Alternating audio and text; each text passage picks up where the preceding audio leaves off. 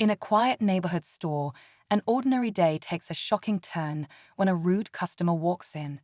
From the moment she steps to the register, her sharp words and condescending tone are aimed directly at the young cashier, kind, hardworking, and determined to keep his cool despite the unwarranted hostility. As the insults grow louder and the tension rises, the cashier's dignity and patience are tested in front of a growing line of stunned shoppers. Just when it seems like no one will step in, the store manager appears. What happens next is a moment you won't want to miss. The manager's unexpected reaction not only silences the room, but sends a powerful message about respect, courage, and standing up for what's right. Stay tuned, because this story will remind you that one act of decency can change everything. The cashier, Jamal, was no stranger to tough days on the job. At just 22, he had mastered the art of staying calm under pressure. But this customer seemed determined to push his limits. She tossed her items onto the counter, her sharp gaze filled with disdain. "Can you hurry it up? Or is that too much to ask?" she snapped, loud enough for everyone in the store to hear. Jamal forced a polite smile, his hands steady as he scanned her groceries, but the atmosphere grew heavier with each word she spat. The other customers exchanged uneasy glances, unsure whether to intervene or stay silent. Meanwhile, the manager, a reserved yet respected figure named Mrs. Daniels, had been observing from her office.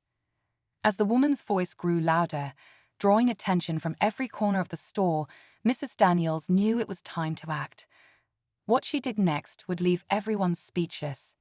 Jamal kept his focus, scanning items and responding to the woman's biting comments with a calm, measured tone.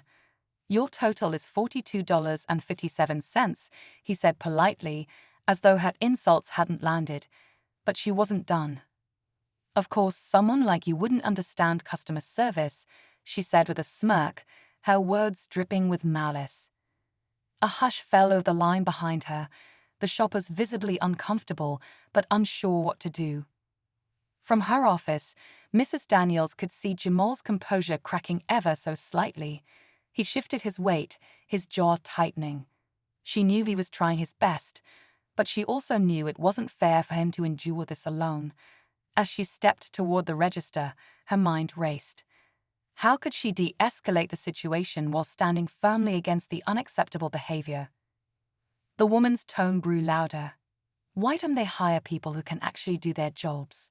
she sneered, turning to the line behind her as if expecting agreement. Instead, she was met with silent stares. Mrs. Daniels approached, her calm but authoritative presence drawing every eye in the room. Whatever was about to happen, no one could look away.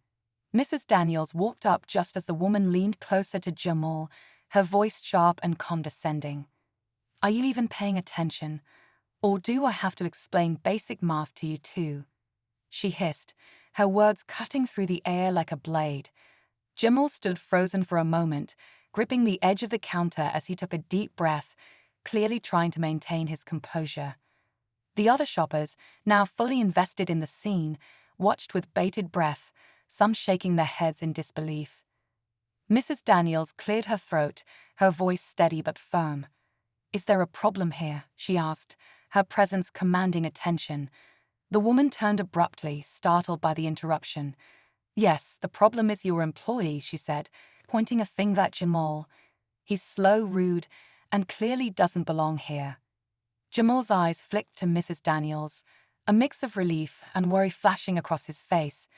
The store felt like it was holding its breath as Mrs. Daniels stepped closer, her expression calm but unwavering. She looked from the woman to Jamal, then back again.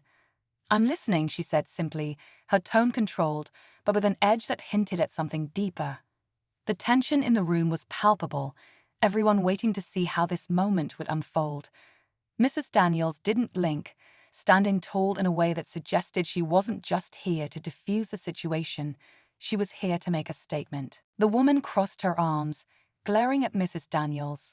"Well," she snapped, "are you going to do something about him, or do I need to call corporate myself?" The room was heavy with silence, all eyes darting between the two women. But before Mrs. Daniels could respond, a voice from the back of the line spoke up. "I've been coming to this store for years, and Jamal's one of the best cashiers here," said an older man, stepping forward. His tone was calm, but his words carried weight. A murmur of agreement rippled through the line as others began chiming in. "He's always so polite," a woman said.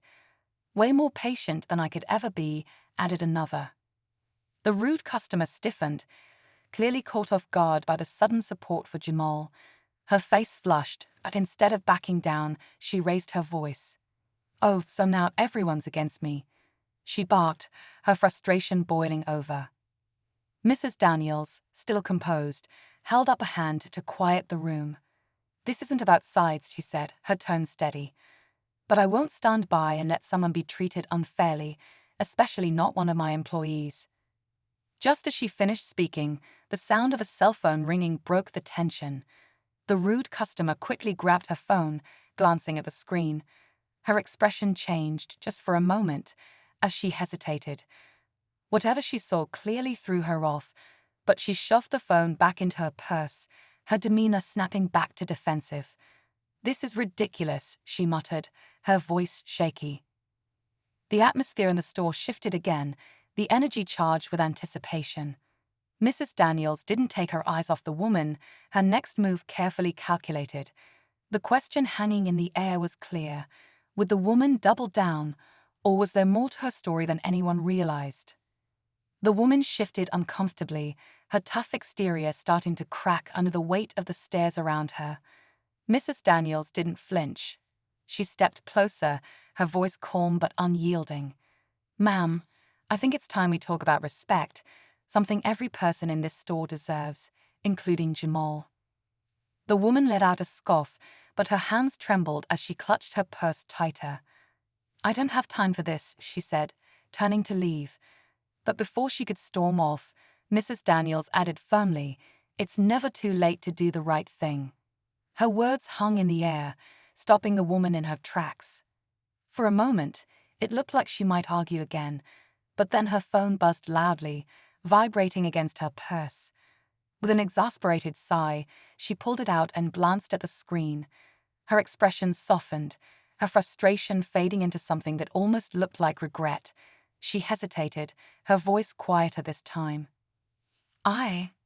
I've got somewhere I need to be," she mumbled, avoiding everyone's gaze. As she walked out, leaving her cart behind, the tension in the room dissolved. Mrs. Daniels turned to Jamal, her voice warm and reassuring. "You handled that better than most people ever could," she said.